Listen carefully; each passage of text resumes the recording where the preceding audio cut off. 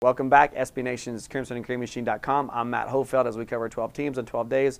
And we look at the final 2012 opponent for the Oklahoma Sooners, the Texas Christian Horned Frogs. Again, Oklahoma gets the joy of welcoming a brand new team to the Big 12 Conference by playing at their home stadium. Last year, the Frogs were 11-2.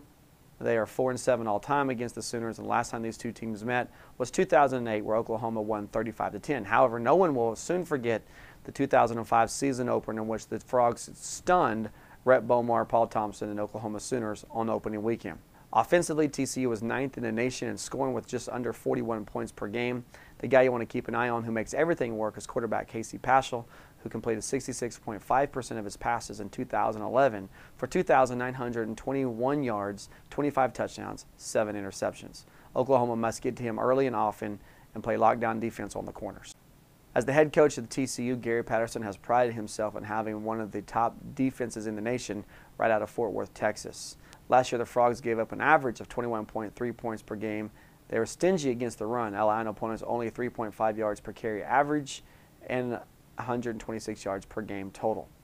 The guy you want to keep an eye on here is defensive end Stanley Mapanga, who last year had 55 tackles but also recorded 9 sacks. He will be putting all kinds of pressure on the Oklahoma backfield. Our fear factor is this: final game of the season on the road for the second year in a row for Oklahoma. We saw how it ended last year in Stillwater with the Sooners getting run out of the stadium. I doubt that will happen at TCU this year, but also I'm not going to take away any chance for an upset. The Frogs will come and they'll come to play. They have a lot to prove coming into the Big 12 this year.